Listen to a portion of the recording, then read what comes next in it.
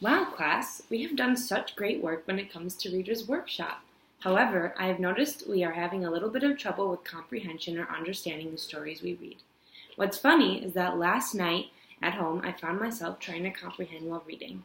While looking at the cover of the story I was reading, I found myself predicting what I thought was going to happen in the story while reading. Today, I hope to teach all of you how to make predictions about what may happen next in a story to help you understand what is happening. All good readers make predictions about what they are reading. We will do this when reading the book Ian's Walk today in class.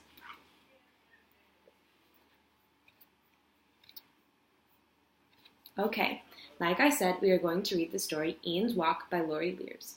I hope we can all start to make predictions based on what we see or hear in the story. I will start by making a prediction after looking at the cover. When I look at the cover, I see a boy and a girl, and I would predict that they might be brother and sister and that they're going to maybe go for a walk based on the title. It's colorful, so I assume it might be a happy story, but I don't really know, so we will see. What do you guys think? Do you agree? If so, put your thumbs up. Okay, good. So now as we read the story, I would like all of you to study the pictures and listen to the words carefully. Then think, what do I think is going to happen based on what I know and what I see in the text? This is just like what I did with the cover page. If you have a prediction you would like to share, I want you to put your thumb up like this and let me know. There will also be times in the story I pause to ask if anyone has anything to share. During this time, I want you to share your prediction with your reading partner, and then we will come back together as a class to discuss and write it on our Anchor chart. I hope we all can try making predictions and thinking ahead in the book. So are we ready to hear Ian's Walk? Yeah! Okay.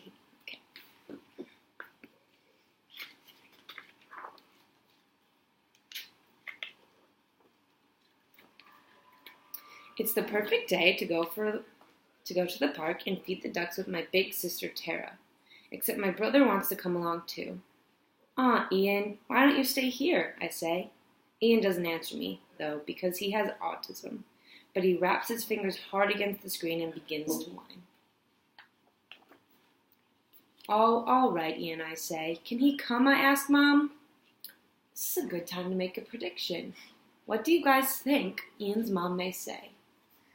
I think that Ian's mom's going to let him go to the park with his sister. That's a good prediction. Let's find out. Says Mom.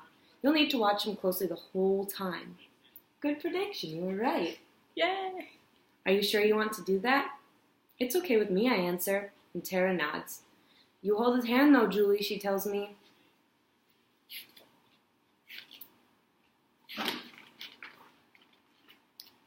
Ian's brain doesn't work like other people's.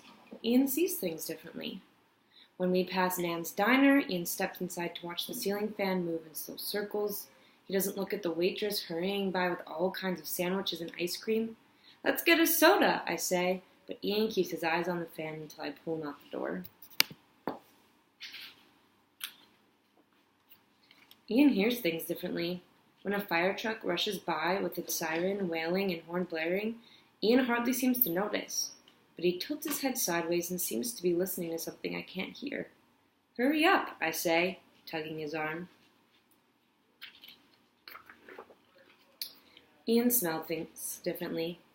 At Mrs. Potter's flower stand, I hold a bouquet of sweet-smelling lilacs up to Ian's face. Ian wrinkles his nose and turns away, but when we go by the post office, Ian puts his nose against the warm, gritty bricks and sniffs the wall. Stop that, I say. You look silly. And I yank him away before anyone notices. Do we have any predictions as to why Julie might be acting this way towards her brother? Maybe she's embarrassed or doesn't want other people to see. Maybe. Good prediction, Caitlin. Ian feels things differently. At the pond, I pick up a soft feather and tickle Ian under his chin. He shrieks and pushes it away. But while Tara and I toss cereal to the ducks, Ian lies on the ground with his cheek pressed against the hard stones. Get up, Ian, I say, taking his hand. Someone might step on you. Ian tastes things differently. When we go past the food booth, Ian won't even look at the pizza, hot dogs, or soft pretzels. But he reaches into my pocket for the Cereal for lunch. Tara and I don't want to eat cereal for lunch, I tell him. Come with us while we buy some pizza, but Ian won't budge. He munches the Power Pops one by one. Sometimes Ian makes me really angry. I'll get the pizza, says Tara. You stay here with Ian, Julie. I sit down on the bench to wait. Sit beside me, Ian, I say, but Ian flaps his hands and pays no attention. At last, Tara comes back carrying 2 slices of gooey pizza. Where's Ian, she asks. I look at the spot where Ian was standing, but Ian is gone. My stomach does a flip-flop, and for a moment I can't move. Okay, class, at this time I'd like you to turn to your partners and talk about what predictions you may have, and we'll come back as a class and talk about it. Okay, Caitlin, I see you and your partner have your thumbs up. You must be ready.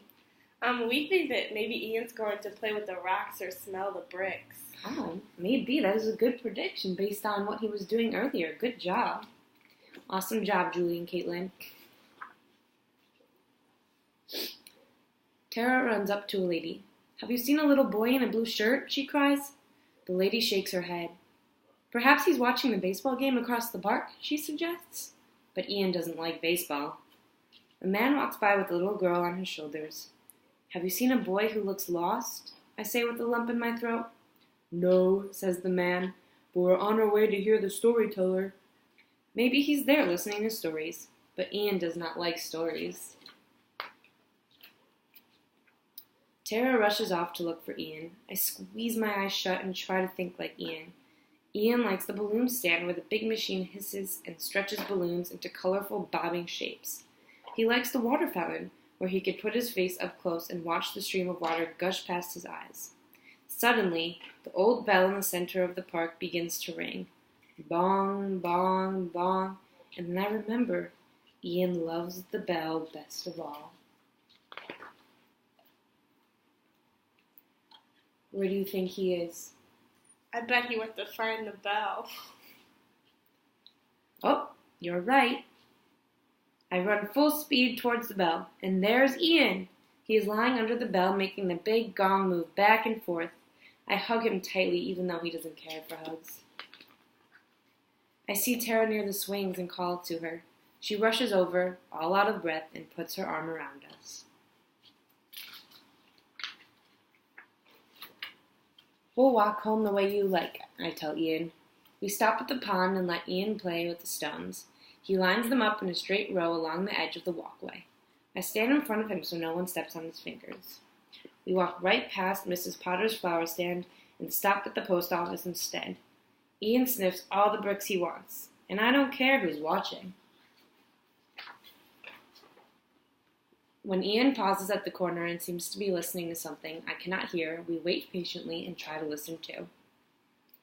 At Nan's diner, Ian and I watch the fan until I'm dizzy. When we finally get home, I say, "It was a good walk, Ian." And for just a flash, Ian looks at me and smiles. Okay, class, so today we learned about making predictions in order to understand what we are reading using Ian's walk. Today, during Reader's Workshop, see if you can use this strategy to understand what you're reading. During Reader's Workshop, I want you all to write down at least 3 predictions you have about your book. With that, everyone wearing red can go ahead and get their reading baskets, followed by people wearing black, and then the rest of the class. Good luck with Reader's Workshop today!